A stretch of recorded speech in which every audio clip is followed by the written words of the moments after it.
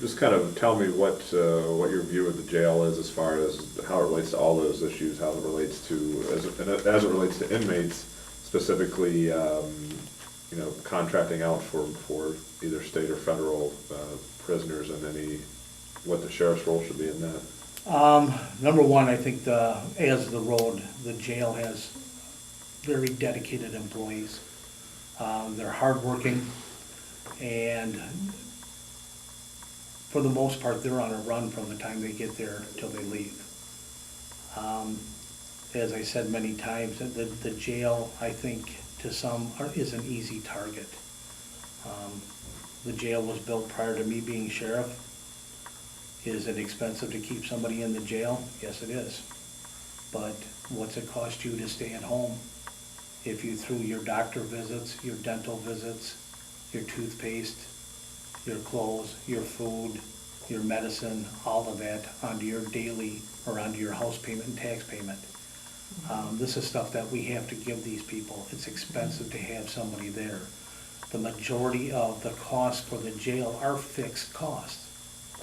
So until we get that jail paid off, a lot of those costs are way out of my control. Back in 2009, the comptroller did a request by the county board to see what the cost was, and at that time, I believe you take away a lot of the fixed costs. The actual cost was like $7.49 a day is what it costs to house an inmate. Well, that would be the difference if they let one guy go. That's how Right. much you'd save. Yeah. So, but if you figure everything in, it's the $52, you know, is what we look at, but I think now it's up to like $92 a day with everything figured in. And change. Yeah. So, the jail is something we have to have. And I think that we do a very good job. Right now, the state jails, about 90% of them are down for inmate counts. The county jails in the state. Yes. And I have done an email to the sheriff's group, and one of them says, I've been sheriff for 14 years. I've never seen counts this low. Dane County Sheriff said that they have not seen counts this low since 1993 when they did their addition. Because of diversion programs and alternative programs? That's the only thing everybody can think of. Because I checked, our numbers are almost identical for booking. But yet our inmate count is down. So we're still getting people arrested. People are still coming to the jail, but for whatever reason, they're not returning after court. So state inmates, state started out very good. And this was prior to me being in office. Believe that it was about $62 a day is what the state would pay. They paid for virtually everything. Eventually what the state did is they were threatening to pull their inmates. The sheriff started to make out deals simply because they had that revenue figured into their budget. And we're down to what we are today, and now we do the transporting, we take care of the medical, prescriptions, all of that. A year ago, I warned the county board that the state was going to be starting a new program in January of this year. And they were telling us at that time that we would no longer have our contract where we housed state inmates. What they wanted us to do was sign a contract that took early release inmates that violated and had to return back. So rather than go back to prison, they would come to the county jail. After investigating that, I said, no, I was not interested, simply because these are people that may have left prison that have health issues. Maybe they have an addiction. Maybe they have mental health issues. And when somebody right now goes into prison, they go over to Dodge Correctional and they are run through all these series of tests. And then they are distributed to whatever prison they go to. This wouldn't happen now. They would come to the county jail and the county would be responsible for all this expense because that would be part of the contract.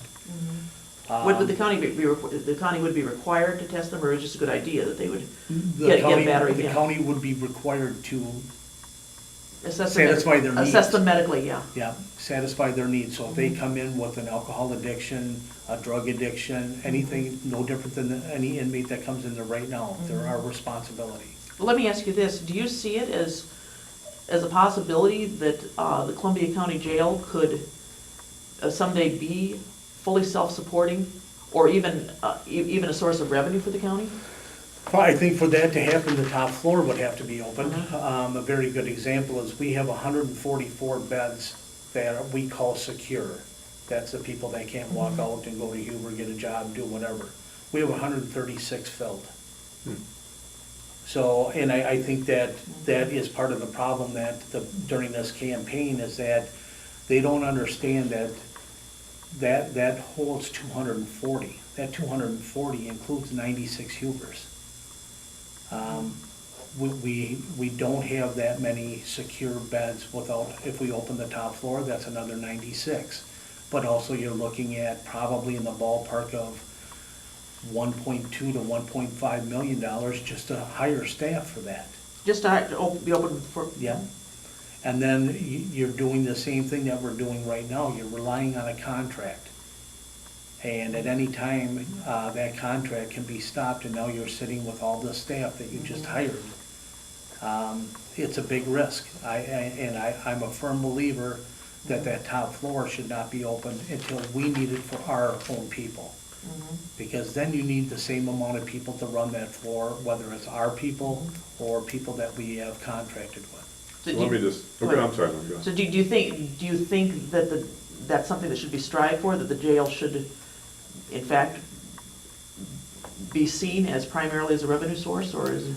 I think the jail should be looked at as a revenue source, but I think that what my job is and this administration job is to fill the unopened beds. And again, this is something that's hard because as we were talking with the state, the federal government, great contract. I shouldn't say contract because it isn't a contract. They won't sign one. Theirs fluctuates. Their people depend on arrests. It's not that they're sitting in prison like the state inmates are. So if they have a lot of federal arrests, our count goes up. If it goes down and The number fluctuates. Right, and the feds are down nationwide per the marshal. So it's sort of to sit back and put a dollar amount, it's very difficult because it's easy. The federal inmate count a week ago fluctuated by 19 in 2 days.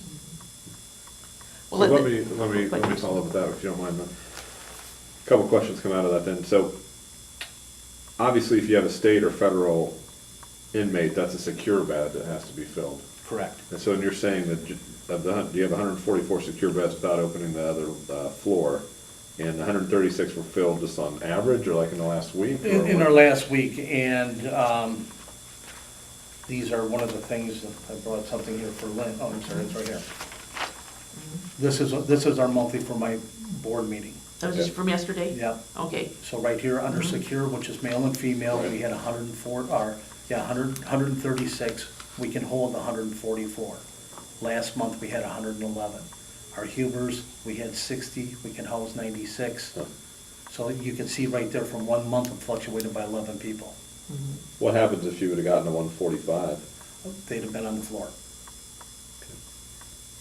So, and again, here's our state and federal inmate. And again, we have no contract with the federal government. When you say on the floor, you mean?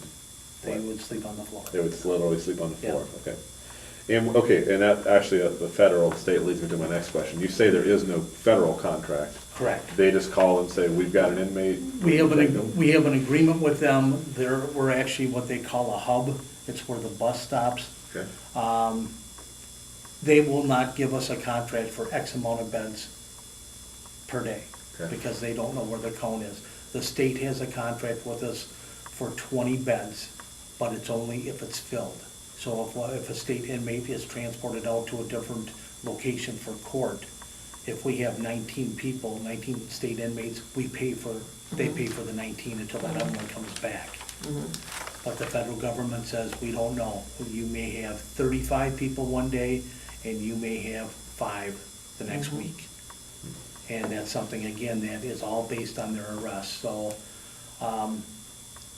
that is part of the problem right now. You've got the local population of the inmates is down for whatever reason, even though this month it did go up. You have the state contract that says technically we have 14, we should have none. They told us that they were gonna start pulling them in January of this year. And so every day that we go by with a state inmate is actually more than what we thought. Well, if the population of the jail is trending downward, why can you not divert money from the resources from the jail to getting deputies onto the road? Because a lot of the revenue from the jail is already spoken for. It's like I asked when, with the 1.5 million that I've been under budget, why can't I use that for my revenue source for the other deputy? That's already been accounted for. So it is going back in, and to the people on the other end that handle the money, my guess is that they are using for shortfalls on other departments, using this money. But again, that's just speculation. I think, didn't they end up deciding that they were indeed gonna use some of that surplus to help pay for the Cambria? That was one of the things they looked at, but now with the state saying, July 27th of this year, I received a letter from the state saying that they have no money in their budget for 2011 to house state inmates in county jails. Any county jail. Any county jails. So as stated, with the 20 inmates per day that we have right now, or the contract for, that's $365,000 revenue. That could change, that could very easily change between now and. It could be zero. Could be zero. Well, So it's very hard for the county board to sit back and say, okay, we're gonna let you use that revenue that you've been showing you're bringing in, but we're being told we may not have a good share of that revenue. And I think that's part of the issue. And the bad part is that the state of Wisconsin, their budget cycle is after ours. So we have to have ours set before they set theirs. just a couple, again, clarifications. You said you think about 1.25 million initially, or a year to start up the closed floor? It'd be, last that I had heard in it, we haven't looked in it because, like I said, unless our population gets high enough. Last I had heard it was 1.2 million. 1.2. And that would. For personnel alone, or for other administrative utilities, things of that That nature? would, no, the utilities doesn't make a Okay. difference. That top floor, because there's classrooms that are in there, the rec areas up there. So that floor is heated and air conditioned right now. So it's not just like, I mean, I guess people picture it, it's not like this dust gathering on No, jail no. cells. I mean, there's stuff up there that. No, but all you need right now is the personnel. If we had the personnel, and we have used that floor, when construction has been done in the other areas of the jail, we will move the people up to that floor. But that's a startup cost, or that's what it would be every year? That would be every year, that's Okay. wages and benefits.